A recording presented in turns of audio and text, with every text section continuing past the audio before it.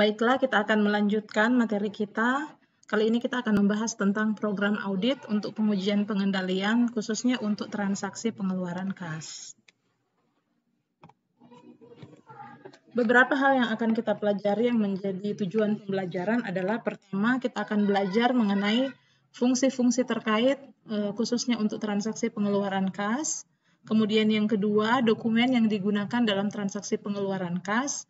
Kemudian yang ketiga adalah kemungkinan salah saji atau potential error dan bagaimana aktivitas pengendalian yang diperlukan untuk pengeluaran kas. Dan kemudian yang keempat terakhir adalah prosedur audit untuk pengujian pengendalian khususnya untuk transaksi pengeluaran kas. Kalau kita berbicara struktur organisasi mengenai fungsi pekerjaan khususnya dalam hal ini kita fokus ke pengeluaran kas, maka akan ada beberapa fungsi beserta unit organisasi pemegang fungsi yang memainkan peranan yang penting dalam transaksi pengeluaran kas. Misalnya fungsi yang memerlukan pengeluaran kas. Unit organisasinya misalnya bagian pemasaran atau bagian yang lain misalnya. Mereka yang punya kepentingan untuk permintaan terhadap kebutuhan mereka dan itu akan menciptakan pengeluaran kas. Jadi bisa departemen apa saja yang ada di dalam satu organisasi. Kemudian ada fungsi pencatat utang, itu dilakukan oleh bagian utang. Ada fungsi keuangan dilakukan oleh bagian kas, dan kemudian ada fungsi akuntansi biaya, akuntansi umum dilakukan oleh berturut-turut akuntansi biaya, bagian akuntansi biaya dan bagian akuntansi umum. Kemudian ada fungsi audit intern, itu dilakukan oleh bagian audit intern perusahaan. Kemudian ada fungsi penerimaan kas, ya, fungsi penerima kas. Bentar. Fungsi penerima kas itu dilakukan oleh bagian kas. Jadi misalnya ya, itu tadi yang seperti saya sudah jelaskan mengenai fungsi yang memerlukan pengeluaran kas. Itu berasal dari permintaan ya, permintaan dari masing-masing departemen, apakah itu jasa atau membutuhkan biaya karena perjalanan dinas misalnya ya. Nah, jadi kalau misalnya di dalam permintaan cek ini ya, permintaan cek untuk pengeluaran dana ini harus mendapatkan persetujuan dari kepala fungsi yang bersangkutan, maka biasanya menggunakan voucher payable system ya. Fungsi pencatat utang kemudian membuat bukti kas keluar seperti voucher untuk memungkinkan fungsi keuangan mengisi cek sejumlah permintaan yang diajukan oleh fungsi yang memerlukan pengeluaran kas ya. Jadi biasanya kan dari awal itu ada permintaan, kemudian sampai ke akhirnya disetujui untuk dikeluarkan kas itu. Nah, pada akhirnya ada bukti kas keluar dalam bentuk voucher untuk memungkinkan fungsi keuangan bisa mengisi cek sejumlah permintaan yang diajukan oleh fungsi yang memerlukan pengeluaran kas. Kemudian fungsi pencatat utang. Fungsi ini bertanggung jawab untuk pembuatan bukti kas keluar yang memberikan otorisasi atau kewenangan atau persetujuan kepada fungsi keuangan dalam mengeluarkan cek sebesar yang tercantum dalam dokumen tersebut. Nah, fungsi pencatat utang ini bertanggung jawab untuk melakukan verifikasi kelengkapan dan validitas dokumen pendukung yang dipakai sebagai dasar pembuatan bukti kas keluar. Nah, kemudian kalau kita berbicara mengenai fungsi keuangan, dalam transaksi pengeluaran kas, fungsi ini bertanggung jawab untuk mengisi cek, memintakan otorisasi atas cek, dan mengirimkan cek kepada kreditur via pos, atau membayarkannya langsung kepada kreditur. Karena sistem perbankan di negara kita belum memudahkan pembayaran dengan cek untuk kreditur, misalnya di luar kota, nah sekarang sudah ada alternatif ya untuk pembayaran di luar kota itu sudah tidak begitu susah ya. Dan untuk kreditur yang mempunyai bank yang berbeda dengan bank perusahaan pembayar, maka umumnya pembayaran kepada kreditur itu dilakukan dengan pemindah bukuan. Jika bank-bank di negara kita telah dihubungkan dengan sistem komputer dalam layanan clearingnya, nah proses pembayaran dengan cek yang dikirimkan melalui pos akan mudah dilakukan. Kemudian kita berbicara mengenai fungsi akuntansi biaya. Dalam transaksi pengeluaran kas, fungsi akuntansi bertanggung jawab untuk mencatat pengeluaran kas yang menyangkut biaya-biaya dan sediaan atau inventory yang mungkin dibeli ya, yang berakibat mengeluarkan kas. Kemudian di fungsi akuntansi umum, dalam sistem akuntansi pengeluaran kas, fungsi akuntansi ini bertanggung jawab atas catat transaksi pengeluaran kas dalam jurnal pengeluaran kas atau register cek.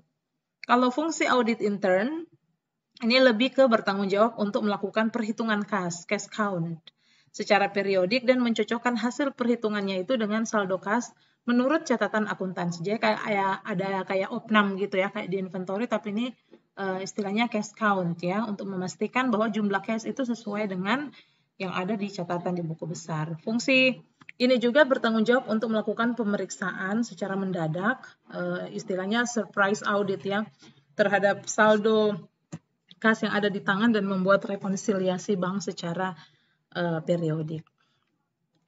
Kalau kita berbicara mengenai dokumen, kita tahu bersama itu ada dua jenis dokumen ya, dokumen sumber dan dokumen pendukung. Untuk transaksi pengeluaran kas, dokumen sumbernya itu adalah bukti kas keluar ya.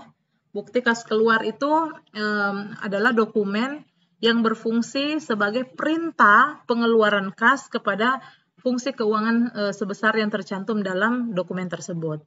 Nah, di samping itu dokumen ini juga berfungsi sebagai surat pemberitahuan sebenarnya, remittance service, yang dikirim kepada kreditur dan berfungsi pula sebagai dokumen sumber bagi pencatatan berkurangnya utang ya. Jadi kalau kita sudah bayar ya, utang itu, ini bukti inilah yang dijadikan dasar ya untuk mencatat pengurangan atas utang perusahaan. Kemudian dokumen-dokumen pendukung yaitu permintaan cek. Nah, permintaan cek ini atau cek request fungsinya adalah sebagai permintaan dari fungsi yang memerlukan pengeluaran kas kepada fungsi pencatat utang untuk membuat bukti kas keluar. Jadi ada requisition dulu. Semacam requisition for payment, begitu ada permintaan untuk supaya cek itu bisa dikeluarkan. Dan dalam pengeluaran kas yang tidak berupa pembayaran utang yang timbul dari transaksi pembelian, fungsi yang memerlukan kas menulis permintaan cek kepada fungsi pencatat utang untuk kepentingan pembuatan bukti kas keluar. Jadi bukti kas keluar ini dibuat sebagai perintah sebenarnya kepada fungsi keuangan untuk membuat cek sebesar jumlah yang tercantum di dalam dokumen tersebut. Kalau dalam transaksi pembelian barang, pengeluaran kas untuk pembayaran utang kepada pemasok tidak memerlukan dokumen permintaan cek karena sistem pembelian secara otomatis mengumpulkan dokumen-dokumen pendukung seperti sudah ada order pembelian yang sudah dicocokkan dengan laporan penerimaan barang dan ada dokumen yang dicocokkan dari pihak eksternal yaitu faktur dari pemasok atau supplier ke tangan fungsi pencatat utang, sehingga fungsi ini memiliki dasar untuk membuat bukti kas keluar. Tetapi ada juga beberapa perusahaan walaupun transaksi itu sudah berasal dari transaksi pembelian ke supplier, mereka tetap membuat request for payment untuk keseragaman ya, setiap pengeluaran uang itu harus dibuatkan RFP-nya, request for payment, agar gampang untuk menelusuri ya, semuanya sudah terangkum dalam RFP itu sebelum dikeluarkannya cek, ada request payment itu ada dan mereka tinggal trace langsung based on itu ya. Oke.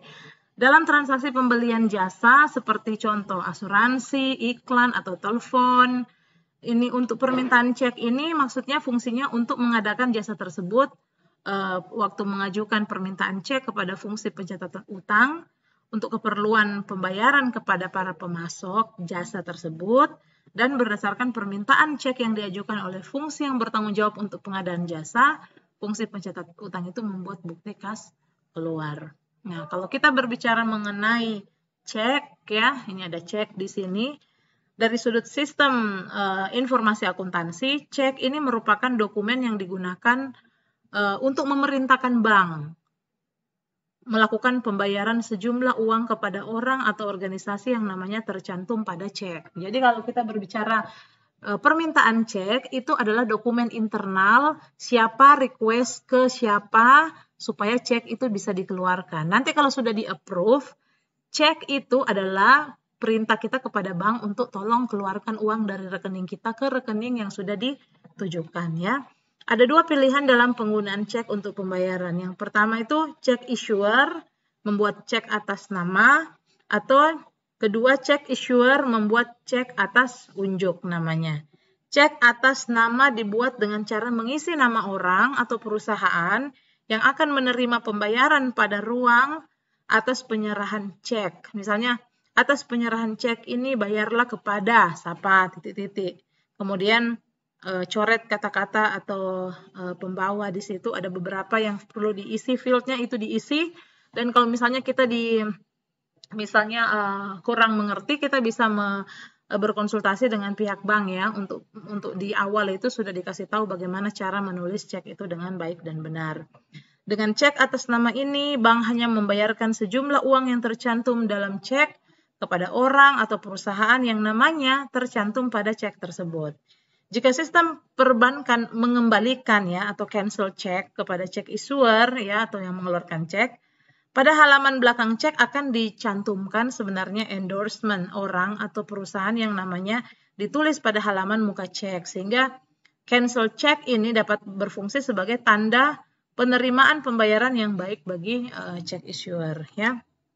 Kalau cek atas unjuk istilahnya ya, cek atas unjuk dapat dibuat dengan cara mengisi kata tunai pada ruang, misalnya di cek itu ada bayarlah kepada titik-titik ya, dan membiarkan tanpa mencoret kata-kata atau nama yang pembawa. Siapa saja yang dapat menyerahkan cek ini ke bank berhak untuk menerima penyerahan uang dari bank sebesar yang tercantum dalam cek. Karena siapa saja yang dapat mengajukan menyerahkan cek berhak menerima penyerahan uang dari bank ya, bagi cek issuer tidak diperoleh jaminan uang yang dibayarkan diterima oleh orang atau perusahaan yang seharusnya berhak. Tapi pada prakteknya nanti kalau misalnya mau mencairkan cek atau misalnya mau menyerahkan cek itu untuk ditransfer ke siapa, biasanya itu yang melakukan transaksi tersebut dimintai KTP. Kalau dalam jumlah yang besar biasanya mereka konfirmasi ya. Jadi ada tergantung ketentuan dari masing-masing bank yang ada. Kwitansi. Kwitansi itu merupakan bukti tanda terima cek dari penerima cek pembayaran ya. Kalau misalnya sudah dibayarkan, misalnya pakai cek, maka yang menerima itu akan membuatkan kwitansi pelunasan ya, sudah diterima. Oke. Kalau misalnya kita berbicara mengenai catatan akuntansi ya, catatan akuntansi yang digunakan dalam pengeluaran kas, itu kita catatnya di cash register kan, dan kemudian harus ada pencatatan di buku besar general ledger. Jadi kalau pencatatan utang dengan sistem voucher payable system, transaksi untuk mencatat transaksi pembelian itu digunakan dua jurnal ya, register bukti kas keluar dan register cek. Register bukti kas keluar itu digunakan untuk catat utang yang timbul, sedangkan register cek digunakan untuk mencatat pengeluaran kas dengan cek. Register cek digunakan untuk mencatat cek-cek perusahaan yang dikeluarkan untuk pembayaran para kreditur perusahaan atau pihak lain. Jika sistem perbankan mengembalikan misalnya cancel cek kepada cek issuer, register cek ini digunakan untuk mencatat cancel cek yang telah dilakukan endorsement oleh penerima pembayaran. Dan buku besar itu untuk mengusut, untuk memeriksa apakah transaksi pengeluaran kas itu sudah dicatat, sudah diupdate, apakah kas sudah berkurang, utang sudah berkurang. Nah, perhatikan untuk apalagi untuk tujuan pengeluaran utang, untuk pembayaran hutang pasti harus ada update pencatatan bahwa hutang berkurang ya. Demikian juga cash. Oke, selanjutnya kita mau membahas mengenai salah saji potensial apa saja yang terjadi di tahapan pengeluaran cash ini. Yang pertama di tahap pembayaran utang. Di tahap pembayaran utang ini salah saji potensialnya adalah cek itu dikeluarkan untuk pembelian yang tidak diotorisasi. Nah, jadi sudah dikeluarkan cek tetapi untuk pembelian yang tidak diotorisasi. Makanya aktivitas pengendalian yang diperlukan adalah penandatanganan cek itu harus mereview bukti kas keluar dan kelengkapan dokumen pendukungnya ya. Jadi lihat prosedurnya seperti apa. Ini untuk cek kelengkapan, keterjadiannya, karena untuk pengakuan juga hak dan kewajiban ya, memenuhi asersi kedua asersi tersebut. Kemudian salah satu potensial yang lain adalah bukti kas keluar dibayar lebih dari 1 kali. Nah, jadi kalau misalnya sudah lunas, kan ada cap lunas ya.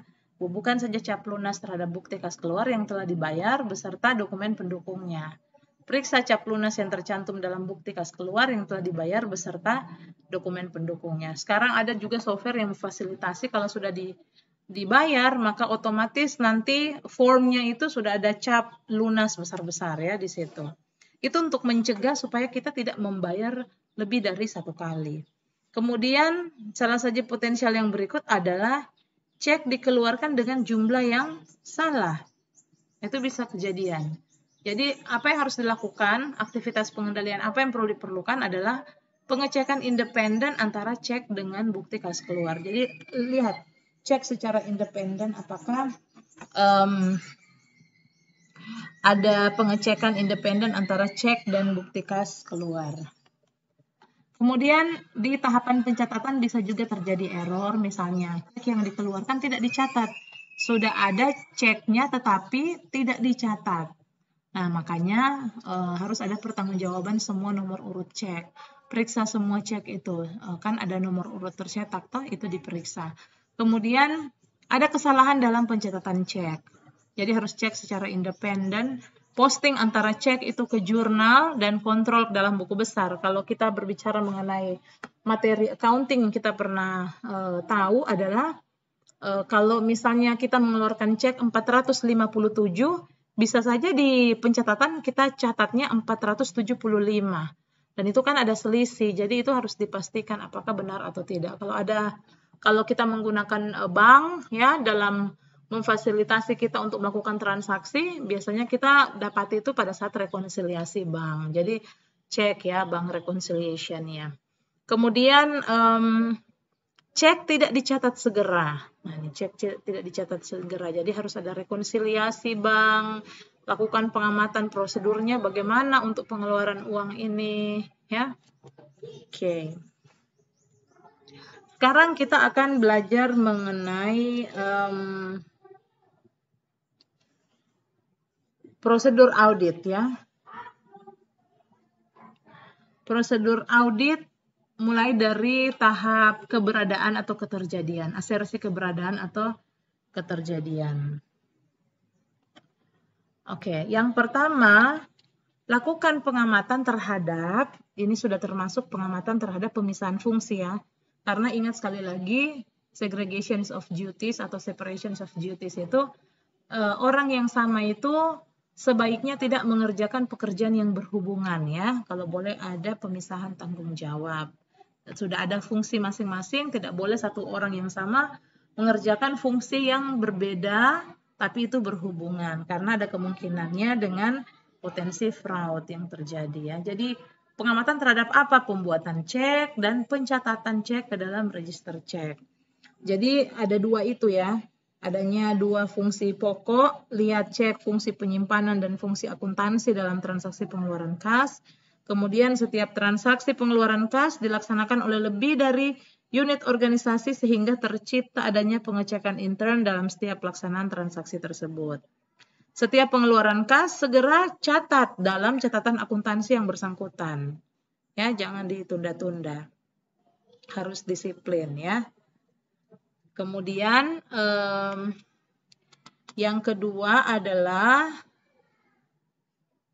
ambil sampel transaksi pengeluaran kas dari register cek dan lakukan verifikasi, ya, lakukan pemeriksaan atau verifikasi kepada dokumen pendukung.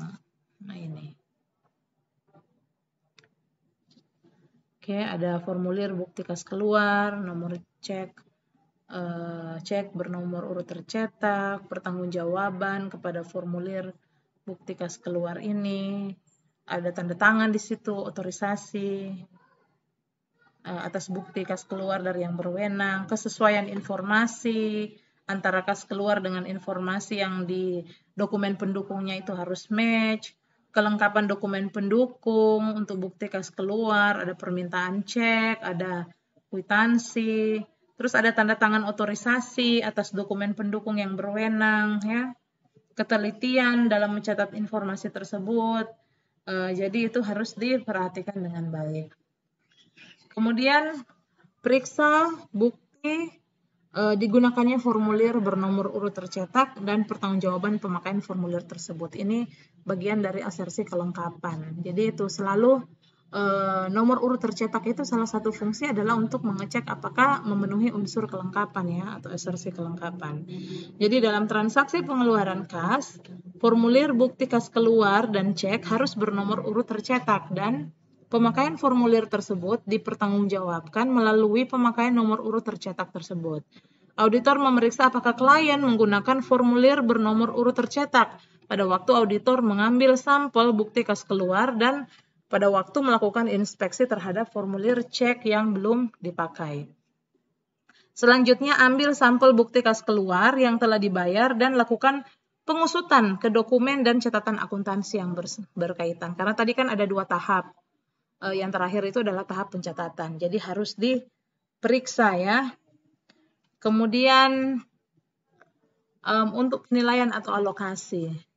Untuk sampel yang diambil sebelumnya itu periksa adanya persetujuan semestinya untuk setiap transaksi pengeluaran kas. Kemudian cek secara independen termasuk penulisan cek dan bukti kas keluar.